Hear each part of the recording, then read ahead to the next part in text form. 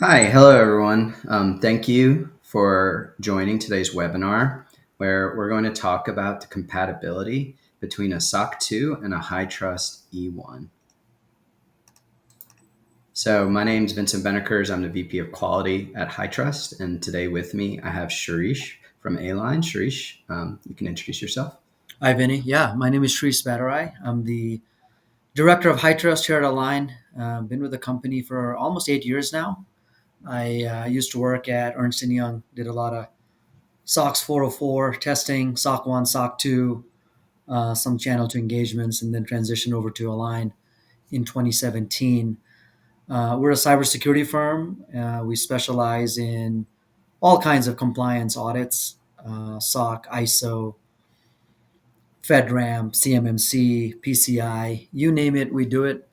We're also extremely proud to be one of the highest volume high trust assessor firms. So we do a lot of high trust assessments. E1, I1, R2, we'll get into the whole gamut here in a second.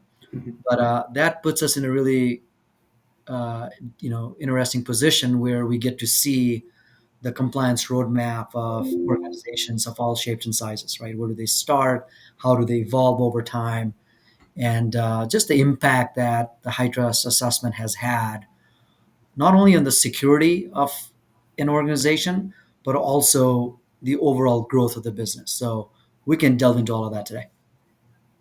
Thanks, Sharish. All right, so maybe to start with, sometimes we get a question from organizations or individuals around, "Hey, I have a SOC 2 report.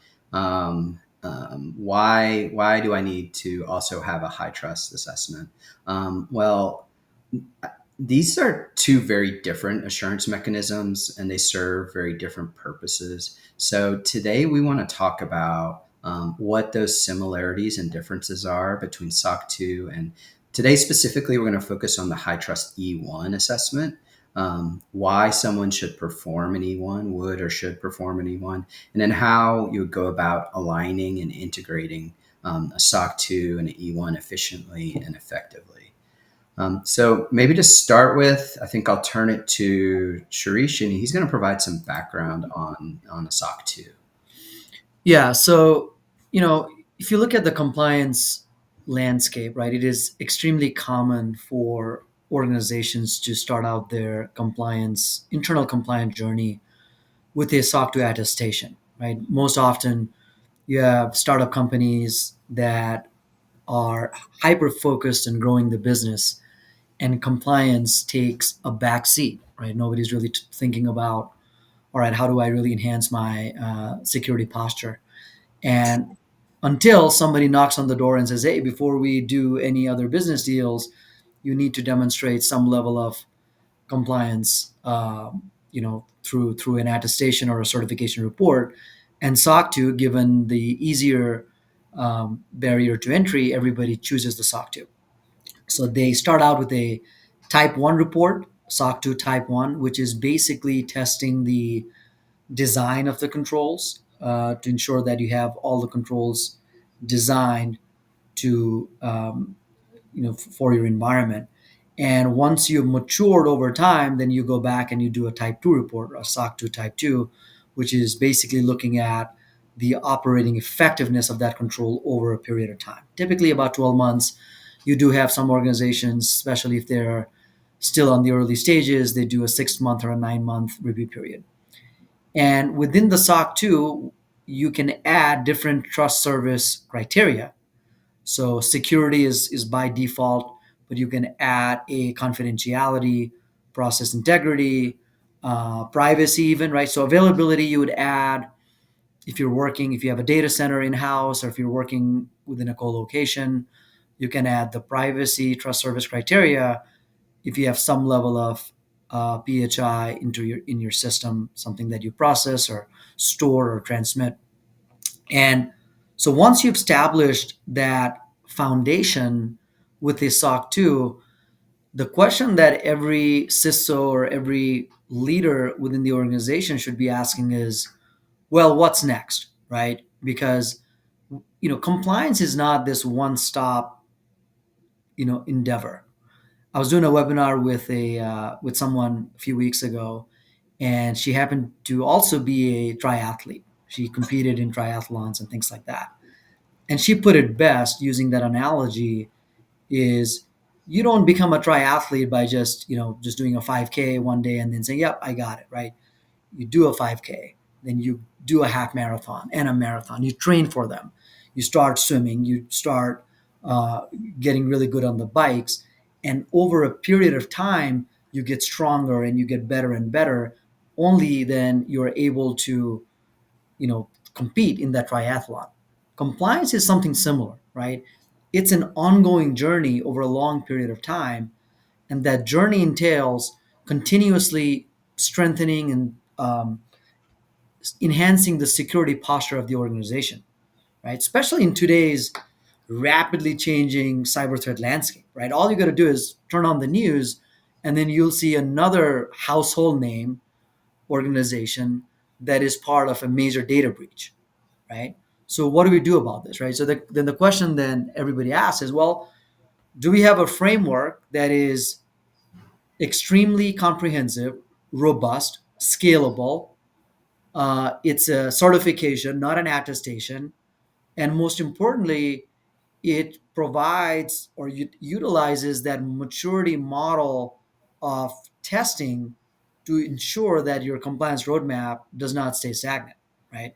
And so the answer to that is yes, there is a framework that exists that has all those attributes, and we call that a Hydra CSF. So then, well, there's a perception out there that, wow, HITRUST is this incredibly hard audit. It requires a lot of time, requires a lot of resources, cost a lot of money, extreme high barrier of entry, right? So how do we even go about that? Now, that perception probably holds true, but it only applies to the highest level of the HITRUST assessment, right? Which is called the R2 assessment. There are three tiers of the assessment. So let me go through them really quick. And then we're obviously going to focus on the E1 assessment today. So you have the R2 assessment, which is the highest tier, which is considered the gold standard. Everybody aspires to obtain that R2 certification, right? And then you have the middle tier, the moderate tier, which is the I1 assessment. It's a static 182 requirements, regardless of the size of your company. And then the lowest tier, the foundational tier, which we're going to focus on today, is known as the E1 assessment, right? So what Hydrus has done an amazing job over the last 4 to 5 years is that it has realized and recognized that, look, not all organizations have the same degree of risk profiles. You have organizations with a small degree of risk profile, a moderate, and the highest tier, right? So if you are an organization that don't hold or process or transmit a lot of EPHI, you fall in that low risk category, or you're just trying to start your compliant journey, right? Then you don't necessarily need to start out with the R2 assessment. You can simply start out with the E1 assessment, and as your risk profile changes over a period of time, then you can always graduate up to an I1 and the R2, right? So let's focus on the HITRUST E1 assessment. Vinny, why don't you tell us about what that is, and we go from there.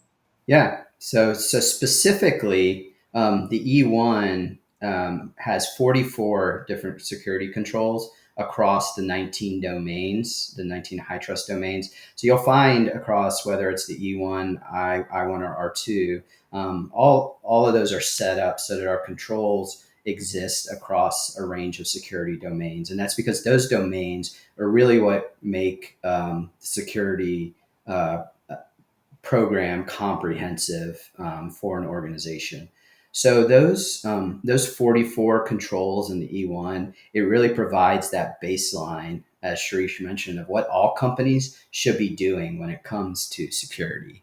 I can say that confidently because the High Trust really developed the CSF framework based on threat intelligence from a third party, and that threat data that we look at tells us that these 44 controls are some of the basic steps that every organization should take in order to mitigate the risks that are presented by the more significant threats.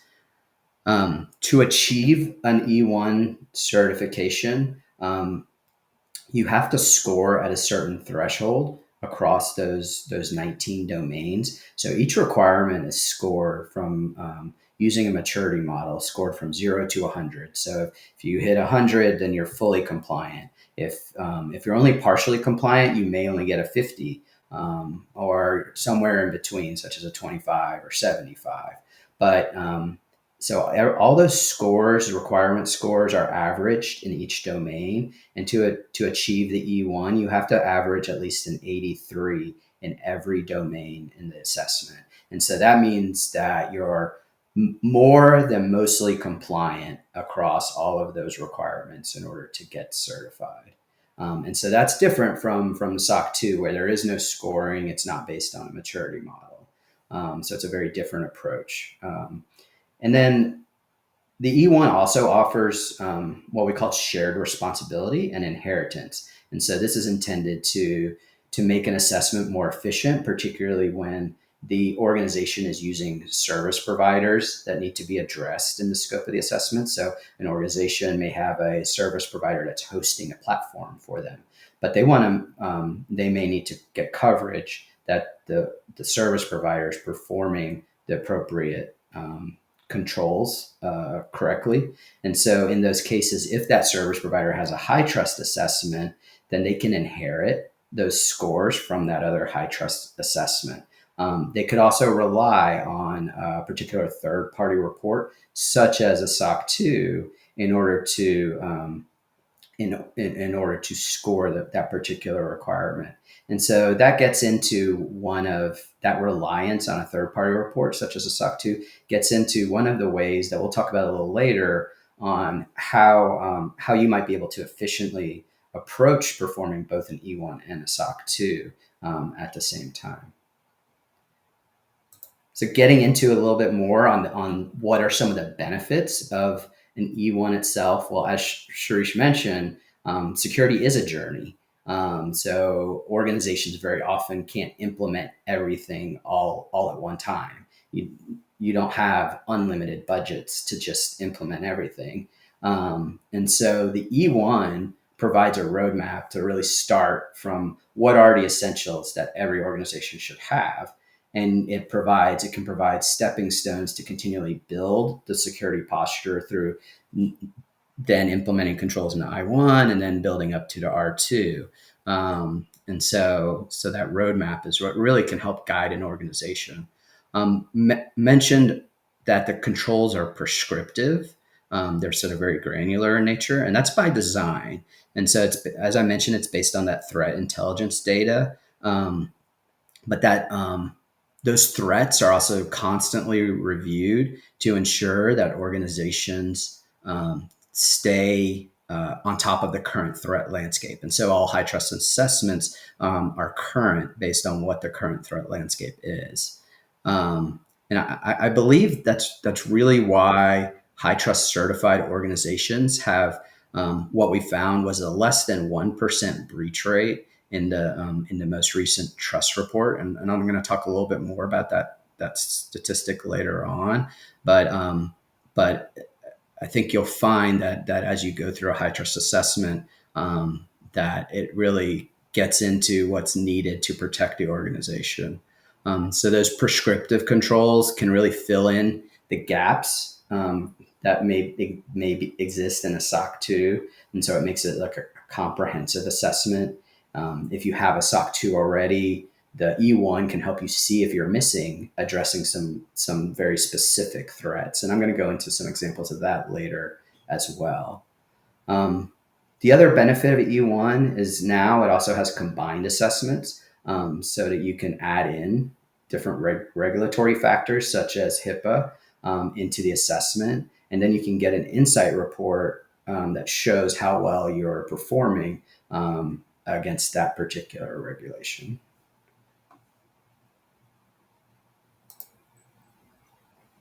So who uses, recommends, and accepts HITRUST certification? Well, there's the top three cloud service providers, CSPs. You can um, perhaps guess who those are. 75% of Fortune 20 companies, 81% of US hospitals and health systems, and 83% of US health plans. So it's very broadly used. It's very broadly accepted across the landscape.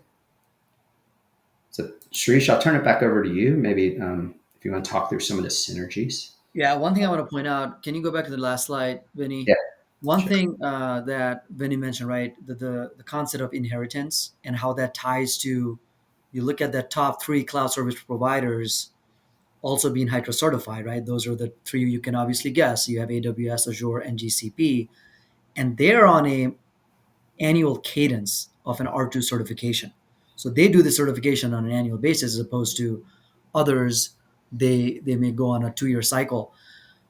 Why that's important is, let's say you are an organization, you're trying to get your platform certified, and that platform is hosted on one of these three platforms, right? One of these three cloud service providers. So you can, there's some requirements within that E1, for example, right? That you can directly inherit from your cloud service provider.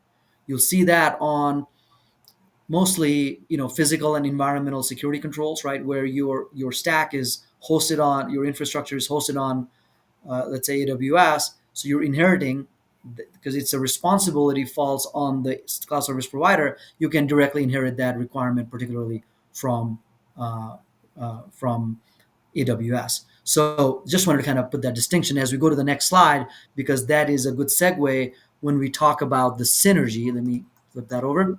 Oh, sorry. Yep. Let's go right here. Okay.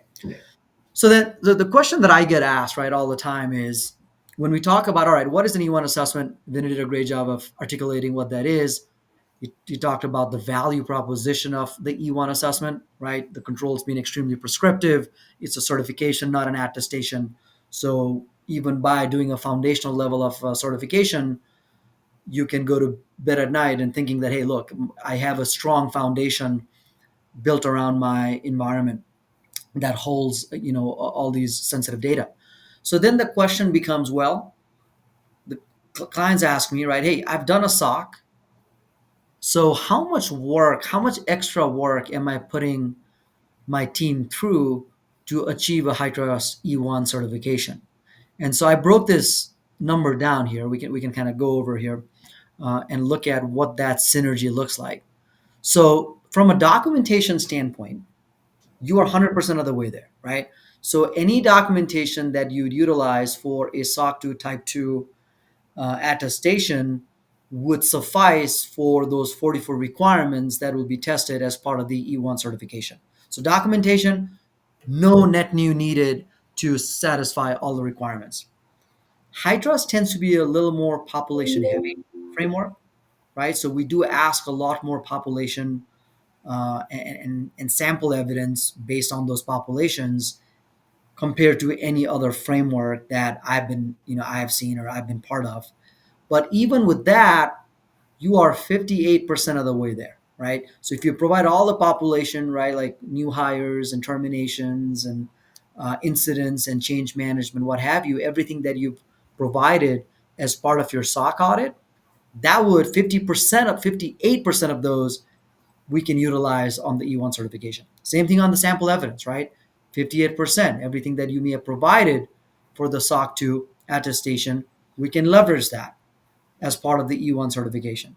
And from a general evidence standpoint, right, static screenshots of, I don't know, password configuration, static reports, things like that, well, almost half, 50% of that you provided for SOC can be utilized for E1. So that kind of gives you a sense, right? I've already done a SOC 2. I am more than half of the way there, right? I'm already there. So if you're telling me that E1 is the certification that is a lot comprehensive, lot prescriptive, that I can easily add to my compliance portfolio, then it's an absolute no-brainer, right? Clients, because I tell my clients all the time, if you are an organization and if you're aspiring to cater your product, your platform to, let's say, a healthcare industry, I mean, getting an E1 assessment is, you don't even think twice, right? Especially now, of, as we articulated, how easy it is to even get that goal. Now, I'll talk about uh, the the benefit of automation, right? So this is not only it, right? We have all the synergies that we've talked about, but throw automation to this. We at Align, we work with different partners, Vanta and Drata, and they provide a automated evidence collection SaaS platform that even takes this level of synergy to the next level, where you're already doing a SOC, you can do SOC and E1 at the same time. We have a slide coming up. Well, I'll talk a little bit more about it, but you can add more efficiency to this, and then E1, obtaining an E1 certification becomes very, very trivial. So let's go to the next slide. Um, okay, so how can you integrate E1 and a SOC 2, right? You can tackle this in two different ways.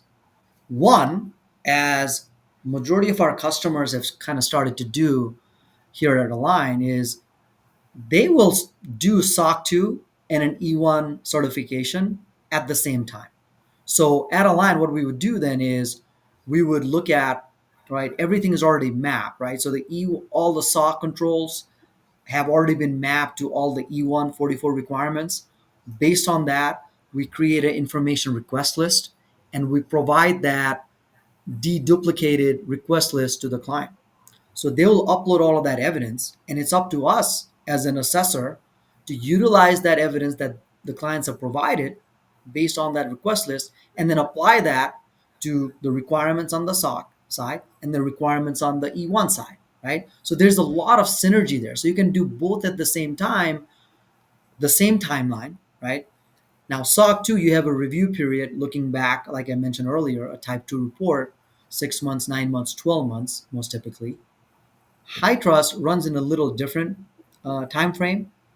HITRUST, you have to start and complete your testing within a 90-day window.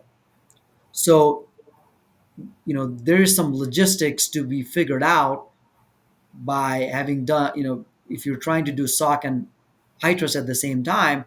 All right, I want to make sure that the E1 testing actually fits in that 90-day window so that we can leverage all the evidence that's been provided, and we can kill two birds with one stone. So that's one approach. The other approach is, just based on all the audits that we do, all the frameworks that we have to do throughout the year, we just cannot pull this endeavor off by doing both at the same time, right?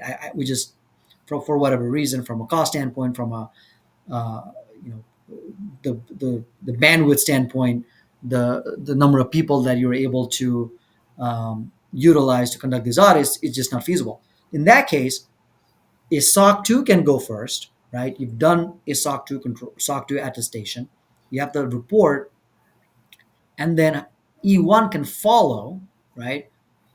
And if that is the cadence, then you can still utilize, if it's within that 90-day window, you can still utilize a lot of that evidence that's already been provided for SOC, utilize that for HITRUST. The other piece that you can do is, well, are there certain requirements that's on the E1 that have already been addressed as that, within that SOC report? If that is the case, you can map those controls, right? You can bring that mapping back to the E1, ensuring that, all right, you don't have to retest that particular requirement again. So, and it may not be the fully mapped or fully inherited in this case. It can be partial, right? Some of those controls can be partial. But I think the most efficient way, right, if I had to give guidance to somebody, I would probably choose the one on your left, right? There's so much synergy that already exists between the SOC 2 and an E1, as I demonstrated on the last slide. It's just an efficient way. Yeah, I think it's the synergy can be heightened by doing both at the same time. That's what majority of our customers do. Now, I think Vinny, you want to talk a little bit more about integrating the E1 and SOC 2? Yeah. Um, so as Shrish mentioned, as you saw, if you start with an E1, a large part of the SOC 2 effort is covered. And that's because many of the requirements in the E1 map to one or more of the trust services criteria. So I think in this slide, you'll quickly see the granular nature of the E1 requirement versus the SOC 2 criteria. So every organization is expected to have controls in place that address those TSCs, the trust services criteria. So if you look at the first example, many organizations, hopefully all organizations, have backup processes in place where they're backing up their data. And if you have that data backup process in place, then you're addressing part of A1.2. However, you can see from the E1 requirement that it goes beyond just having a data backup process in place. And it's that the organization is maintaining offline or immutable backups of that data. And that's an important distinction to make, because a lot of today's ransomware attacks go after the backup through network connections and obtaining admin credentials in order to delete those backups.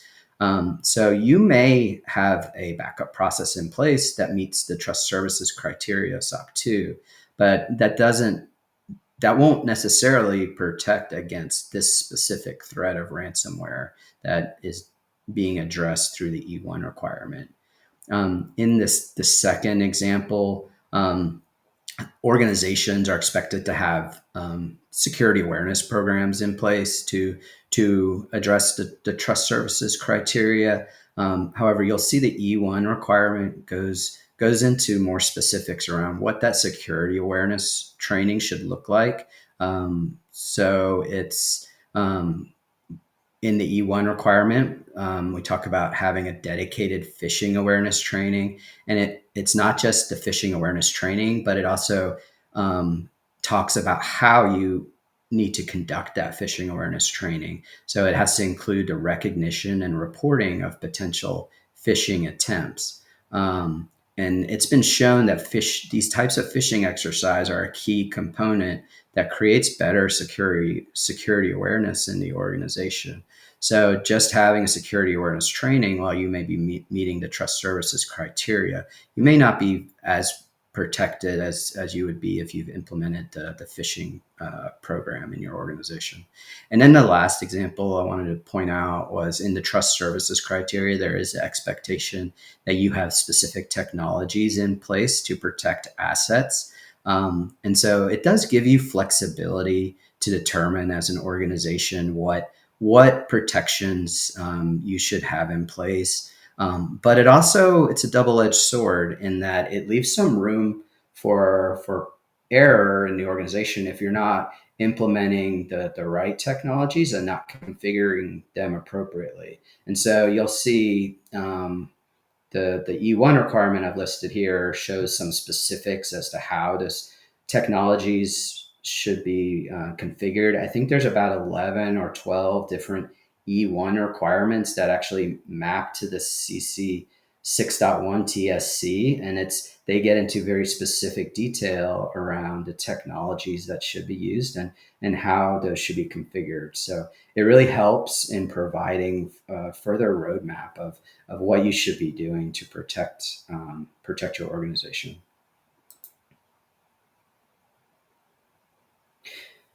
So now getting into a little bit more about HITRUST in general. So in April of this year, we issued our first annual trust report. And I encourage everyone to go to the website, download the report, and review it. It provides a lot of good information around what HITRUST is doing as an organization to from a quality standpoint um, uh, and how our assurance framework is providing the necessary relevancy and reliability for organizations. So on that topic of relevancy, I think what you'll see is what I mentioned earlier around the threat intelligence data that we've used to develop the framework itself. So you'll see that the third party intelligence data that we use is from MITRE ATT&CK, and 100% of addressable threats in that framework are covered in the HITRUST CSF. The HITRUST CSF also includes over 50 different standards, frameworks, and regulations in in its control library. So it allows organizations to really tailor their assessments to what they need, whether it's adding in particular regulatory requirements, or when performing an R2, you complete a specific risk profile that tailors your assessment, provides you with the requirements that are relevant for your organization to address. And then on the reliability of a HITRUST certification, we talk in the trust report about all the quality mechanisms we have in place. So every HITRUST assessment that's submitted goes through a manual quality review. We have over 150 automated checks when an assessment is submitted. But I think the proof is really in that breach number that I mentioned, where only 0.6% of organizations with a HITRUST certification have reported a breach to HITRUST, and that was across 2022 and 2023. Organizations are expected to or are required to report breaches to HITRUST as part of their agreement when they submit an assessment. We also proactively will reach out to organizations if we're aware of a public breach that has taken place to see if it impacted the certified environment. And then the assessors will also review with organizations whether they've had a breach over the previous year. So that gives us comfort that this breach number is accurate, and it does reflect that if you have a HITRUST certification, you're able to lower your risk of having a breach. So now I'll turn over to Sharish, and he's going to provide a few more benefits that he's aware of from the assessor side of things. Yeah, one thing on that stat, really quick. Yeah. When I started my career, the first thing I learned at the Big Four was, there's no such thing as absolute assurance. It's all reasonable assurance. But that zero point 0.6 number, that's as absolute you're going to get. So it just kind of speaks to the the the comprehensive nature of the framework, how robust, how prescriptive it is, and you know, get obtaining a HITRUST certification. It's a big deal. We've had organizations that are literally that literally throw parties when they get R2 certified. Like it's something that we see all the time, because once you get it, it's that, man, we did earn it, right? So it's that level of trust that you can put on the report. And it's not only us, it's not all academic, right? You have data basically corroborating everything that we've said here in the last half hour. So let's take this further here. We have clients ask me point blank, Trish, like, I'm doing all the, I'm doing SOC, I'm doing ISO, I'm doing all these other audits. Why should I do HITRUST? Like, break it down for me in simple terms. So I always try to break it down into two different pillars: the benefits of a HITRUST certification. And this is across the board, right? E1, I1, R2, the whole gamut. And let me start with the right. There's obviously the security component of this, and we've, ad nauseum articulated this over the last half an hour here, saying how robust, how comprehensive your application, your platform, your organization is going to be, thanks to the HITRUST certification, right? So it's obviously proven, whether you look at the data, the eye test, right? Everything like that, from a security component, you are in good hands with the HITRUST certification. Then there is the ROI component to this.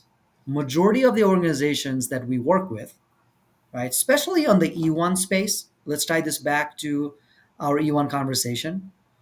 A lot of the organizations aspiring to obtain an E1, it's very likely that that organization is being backed by a private equity firm or a venture capitalist firm, right? They're at some stage of raising capital, and everybody knows, right? What is it that the VC and the PE firms want? They want return on their investment, and so the the competitive advantage that you're going to gain by having a high trust certification as opposed to not having one, right? It just goes a long way. So think about it. You're competing with your, with your on a deal with your competitor, and they've done SOC, they've done ISO, but you've also done SOC, you've done ISO, but you've had that extra HITRUST certification to go along with that. I mean, it's probably more than likely that you're going to win that deal, right? And so that ROI puzzle is extremely, extremely important. Let's touch on cyber insurance, right? This is the uh, new topic that has really come about as bad actors get more sophisticated, right? You see it in the news with the emergence of AI, with the emergence of deep fake. There are more ways to penetrate your system and try to infiltrate your vulnerabilities. And so you need insurance on your systems. And so now, if you are a high trust R2 certified, you are getting, where did I read this yesterday? About 25% discount on your cyber insurance. That's a tangible ROI right there, right? So the benefits from a, not only from a security standpoint, but from an overall business growth standpoint that high trust certification can provide is immense. So that's something that I wanted to highlight here, is that it has multifaceted benefits when you choose a high trust certification, and it's the long game that you're going to play. So let me get into how we can help, right? Align, I mentioned what is it that we do, right? We do a lot of high trust assessments, and even for the E1 or the I1 or the R2, you may be self-sufficient internally, right, to kind of pull off this endeavor. You may have the right resources, but there are a lot of organizations that still require some level of help in getting started with the high trust certification. So what is it that we do? At Align, what we've done is we've bifurcated the high trust team. We bifurcated the team into two different pillars or two different branches, right? One is the advisory function, and the other one is the assurance function. There's obviously a very, very thick firewall right in the middle, right? To make sure that we're not breaching any independence. That goes without saying, right? The teams are different. The just the hierarchy of how everything is conducted is completely different on both sides. So our advisory team helps organizations get ready for the validated assessment. Well, what does that entail? It can entail anywhere from a readiness assessment where we come in, we look at whether that be an E1 assessment, let's say, right, for 44 requirements. We go through all of those 44 requirements and see if there are any gaps that may lie. And if we do identify any gaps for those 44 requirements, we provide you with a detailed recommendation on how to remediate those gaps, right? So we can do that on the readiness side. And we can do the same thing on the I1 and the R2 side. We also provide advisory services ranging from, we can write your policies, we can write your procedures, right? HITRUST has a very stringent um, ask for your documentation. It needs to be, the policies need to be written a certain way, procedures need to be very, very detailed and robust in order to meet the stringency level for that particular maturity. So we can help you write those policies, write those procedures. We can help you craft non-technical artifacts. We can help you with the risk assessment, right? Business continuity plan, disaster recovery plan, incident response, all of that falls in the advisory services. And we can obviously provide you with detailed recommendation on the technical side, right? So we can do that. Um, on the assurance side, we do all the audits under the sun, right? The E1, the I1, the R2, the interim assessment, which you need to do for the R2 assessment in the mid-year cycle, the I-1 re-rapid certification that happens now after the first year of obtaining the I-1 certification, and then the bridge assessment, uh, everything within the HITRUST portfolio, we definitely help you with that. So basically, we're a one-stop shop for everything related to HITRUST. And so, what is it that why do you want to choose us, really, right? Let's just give me a little plug here. We've done this for a long time. We've done this. I think we've been an external assessor for a decade now. We have, we see organizations, like I said, from all different sectors, right? We've seen it all, whether that's in the healthcare space, the non-healthcare space. We've seen it all. We've done all kinds of assessments, as I've said. We provide all the service, assurance, advisory, etc. Yeah, I mean, I think we the slide says we've done over 500 validator assessments. It's probably more than that, actually. I need to go back and look at the data. This is what we do from day in and day out. So that's, you can trust us. A couple of the other things I touched on it earlier. We work with automation partners like Drata and Vanta, right? So majority of the clients that are doing an E1 and they are trying to combine SOC 2 with it, they say, you know what, Align, we want to work with you, but we also want to perform these audits in one of those platforms, right? To get the advantages of all the automation piece, right? So we do SOC, we do ISO, we do HITRUST at the same time, utilizing those platforms so that we don't have this audit fatigue. We can knock all of those certifications and attestations at the same time. So we have partners with them, right? So everything that we do is to help organizations obtain the HITRUST certification, whether that be E1, I1, R2, as seamlessly as possible. And I always say this now is that there has never been a time where it's just easy. There has never been a time where it's been easier to obtain a HITRUST certification. Maybe that was not the case 5, 6 years ago, but given the inception of different assessment types, I1, E1, given the inception of more sophisticated technologies, it's just one extra step away from obtaining that comprehensive assessment that is the HITRUST CSF, right? Um, yeah, so if you want to get started with that, right, here are the logos. You can scan us right now with HITRUST, with Align, and I think this is where we do the Q&A. If we have any questions there, Vinny, so I'm going to turn it over to you. Okay. Yeah, I don't see any questions in the chat. So um, I think we're good to close this out. Just some closing remarks. I think if I could summarize today, I think an E1 is something, if you already have a SOC 2, your organization should look at the E1, see if it's relevant for your organization. It might be able to offer some assurances beyond what you have in your SOC 2. It can fill in some of those gaps, addressing those threats that are essential to that you need to address as an organization, and it can enhance your security posture without a significant increase in effort, and it can differentiate your organization from everyone else as well. So if you do have questions that come up, feel free to reach out to myself or Sharish, and we'll be happy to discuss the E1 or the SOC 2 with you all. So thank you everyone for attending today's webinar, and have a good day.